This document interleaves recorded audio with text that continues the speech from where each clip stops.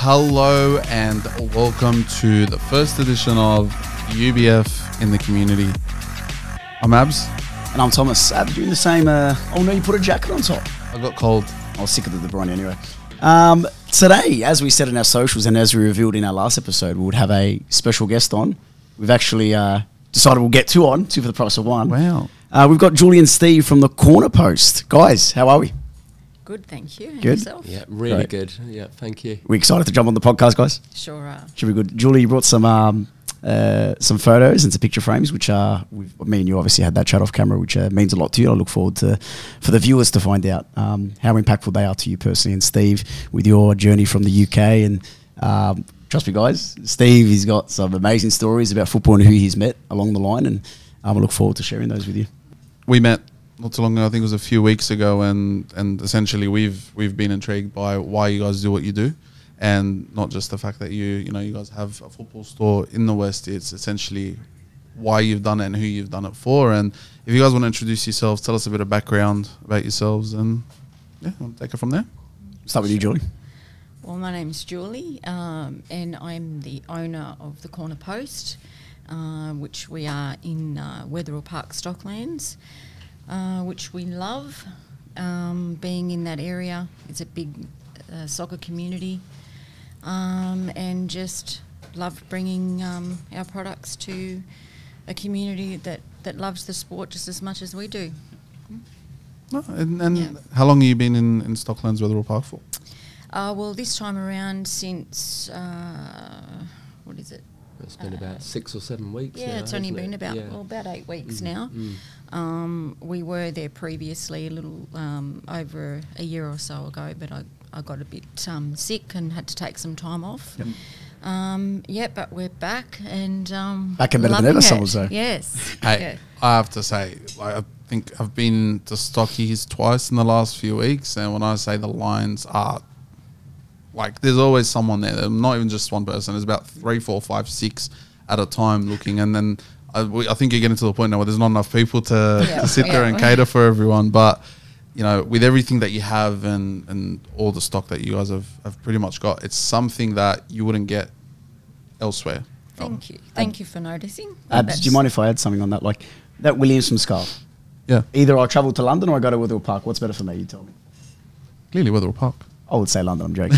But even that, and obviously my man and Julie's man as well, Yes. Cole Palmer, it's it's incredible. And Steve, if you want to just quickly play, because obviously behind the scenes you've got a massive part to play as well with that. Do you want to explain sort of how you sort of get that stock and sort of go through from there?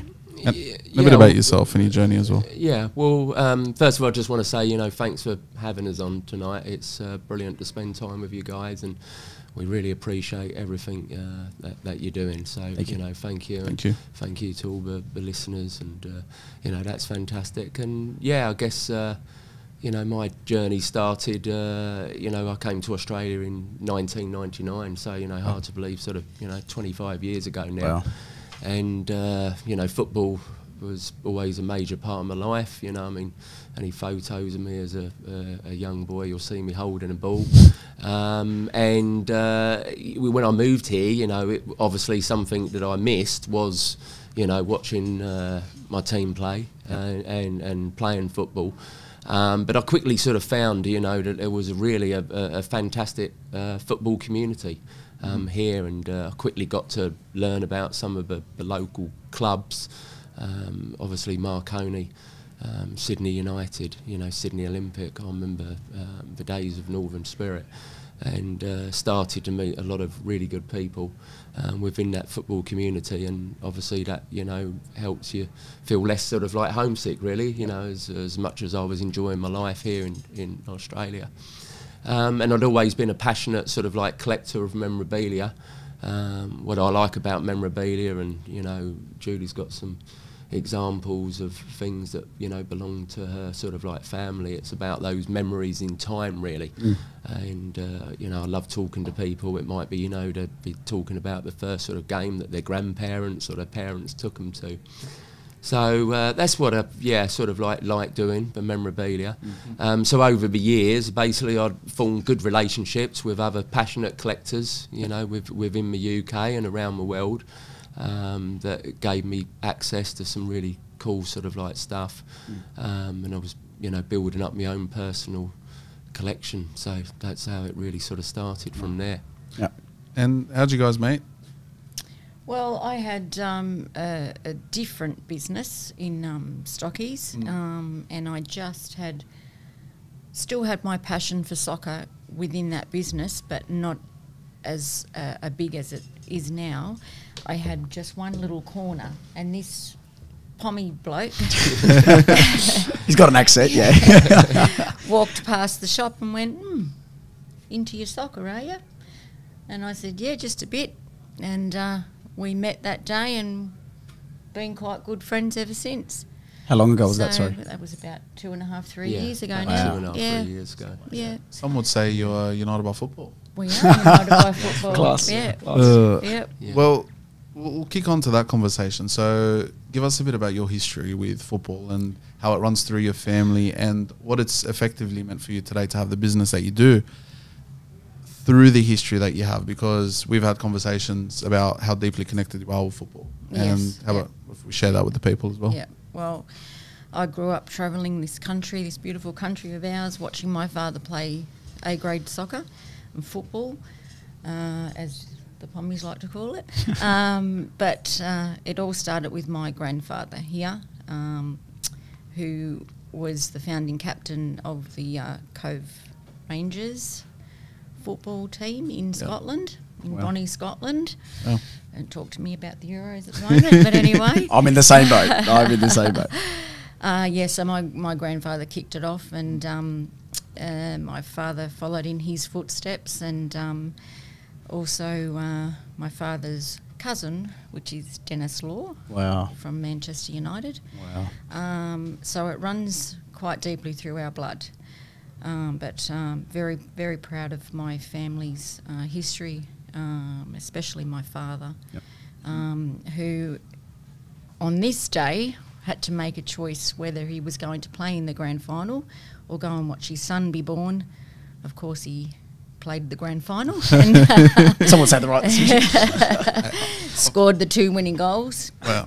Wow. So, yeah, I'm a very, very proud daughter Yep. and granddaughter of my family. Right, so- Yep. Yep. Now, tell us a bit about this plaque here that we've got and what it means to you and what it means to your dad as well. So this was the patch that my father was presented with, winning the grand final 1965 for the Southern Districts Football Club here in Sydney. Yep. Well, he was supposed to have the patch put on I remember that. a Yep. blazer, Yep. which my father wasn't one for.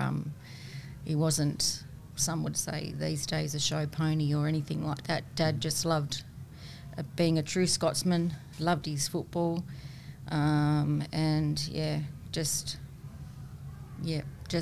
we've had that patch for my brothers had that patch for many years. Mm-hmm. The brother that was born on the day that my father scored the goals. So we had that nicely framed up for Dad, and Well, Thanks. Sorry to cut you off, Abdul, but thanks for bringing that in the studio. Seriously, that's all right. It means a lot to us. Yeah, I know. We can tell that it's quite a rare thing. I've never personally seen anything the like. I've got a Division 3 badge. It doesn't look as good as that, or framed. Rightly so. we might have another one this year, mate. Who knows? Abdul again. That's Division 3, mate. Let's calm it down. Steve, on to you. What is your greatest thing? Obviously, you're into memorabilia and stuff like that. What is your greatest thing that you've collected? Maybe a personal item or something that's worth a value or something that just holds meaning to your heart? Yeah, probably one of my favourite items. Well, actually, there's another one that comes to mind. Actually, is that I've still got the programme and the ticket for a Spurs versus Crystal Palace game that I remember that my dad took me to. Wow. And got to see some really good players that day. You know, Paul Gascoigne, Yep. Gary Lineker. You know, and it was, I think we won 3-2, and, you know, we conceded one and then scored one and ended up, you know, winning the game 3-2. And of course it was all standing then, you know, no seating, but it means a lot to me, because when I think, you know, that the cost of a ticket for the game, you know, the cost of the train travel to get to get there, and for my dad, I mean, how many hours did he have to work to be able to save up that money? So that's probably my most treasured item, having the original ticket and programme of that game. But another nice item that I've got is the pennant that was given to the Spurs captain at the time, Steve Perryman, when Spurs first came over, and they played in Perth. I've got that original pennant that was given to Steve Perryman by the Australian team. So that's a nice item. So that I've got. That's quite rare. Well, so it seems like football is deeply embedded into you through family as well, but more in the sense of what it brought to you through your dad, and I'm guessing it meant a lot in terms of the relationship with your father. Yeah, absolutely. And Yeah. I think the thing was, my dream was always to have a memorabilia store, to offer some really good, items. But it was more than that. I wanted to have a store where people could come and basically hang out and talk about the beautiful game football.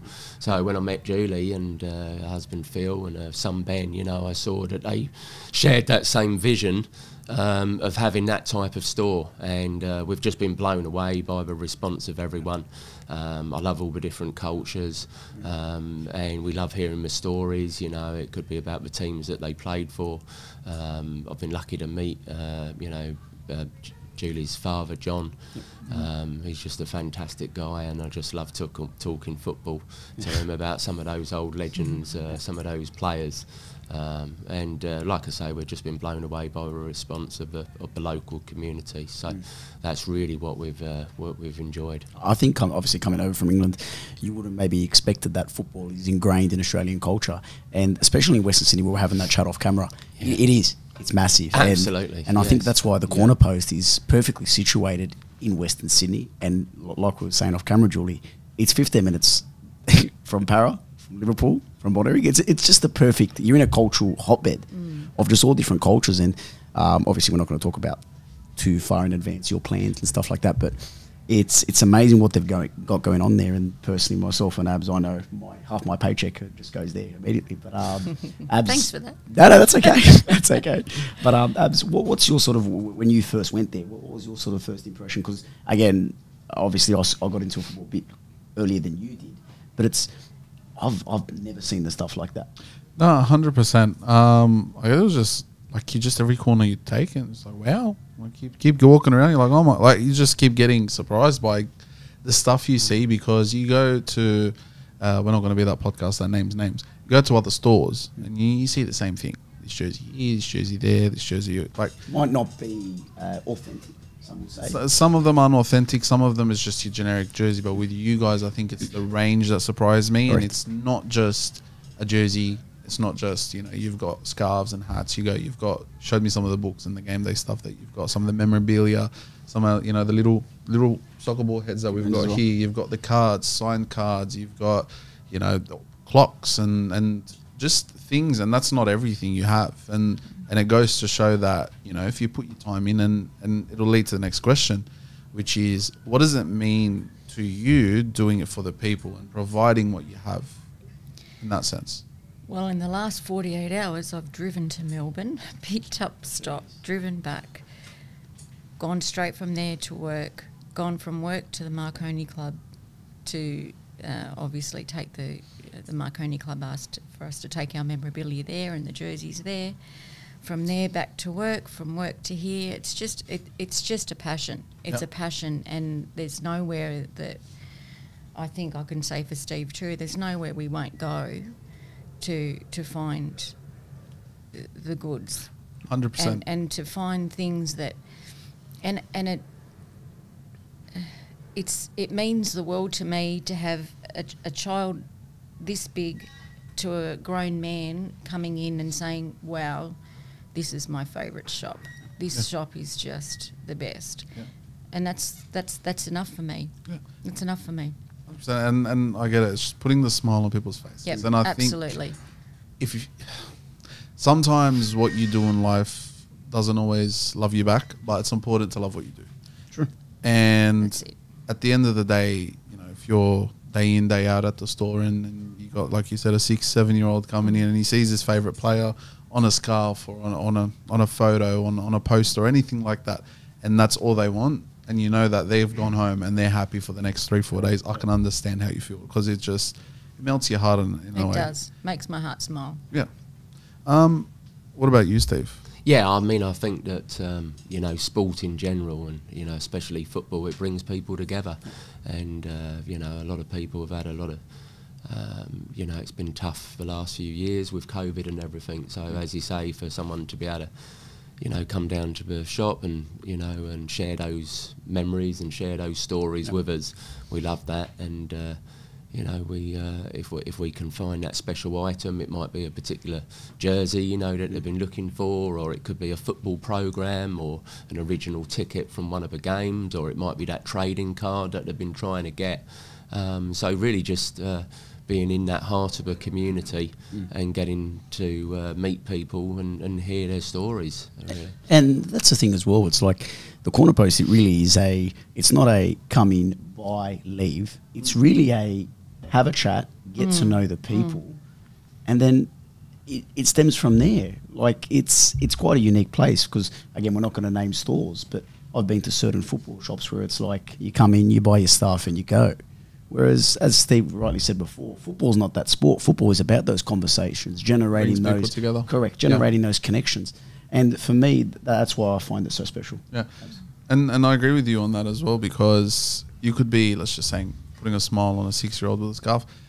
Like you said, you've got tickets from God knows what year, that someone who's been to their first game in 1978 could find the game day schedule from there, and it reminds them of, you know, the time with their father. Yes, they do have that. Yeah, and they do. Yes, we do. Julie showed me. And look, some of them were Manchester United. So Or Tottenham. That's okay. Sorry, Carol.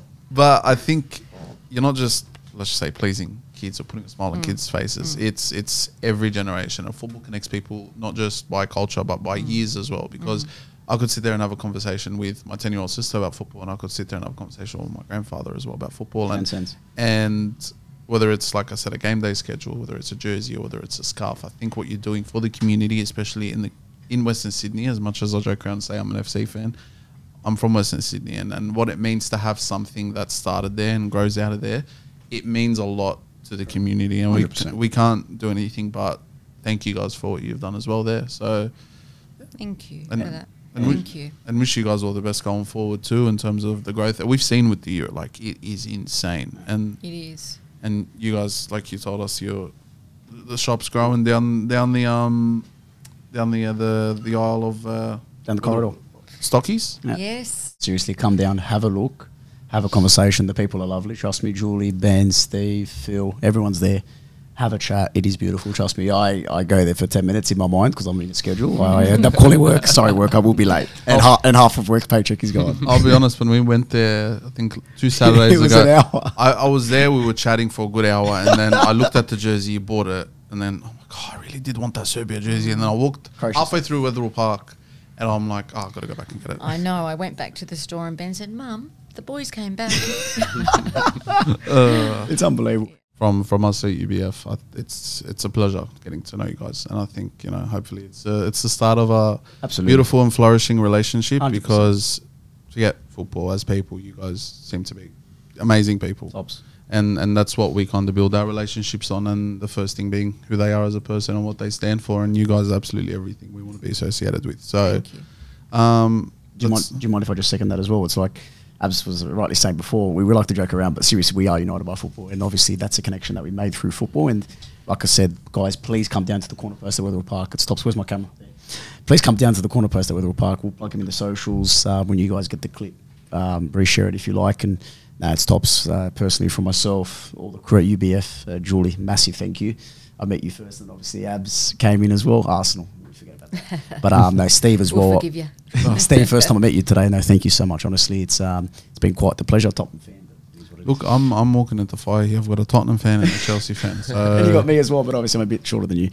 But no, thank you guys from the bottom of our hearts. We'll plug them all in the socials, and we've got one thing here. That is the logo. So look it out. Corner post. Got the bag there. And no, guys, thank you so much. Honestly, from the bottom of my hearts, it's beautiful, and hopefully to a long partnership. hopefully so. Thank you, guys. We are Thank you. we are Appreciate it. truly UBF in the community. I am Thomas. I've been Abs. Special guests. I've been Julie. Thank you so much, And you been Steve. Your name? Steve. Guys, he's a pom. It takes a while. It's the what's the Thinking about the game tomorrow. That's the one. He That's thinks the he's one. going Yeah, home. yeah. could it be? Could it happen? Could it? Thank you guys. Yeah, no. Appreciate it. Thank you so you. much. Ciao. Ciao, ciao.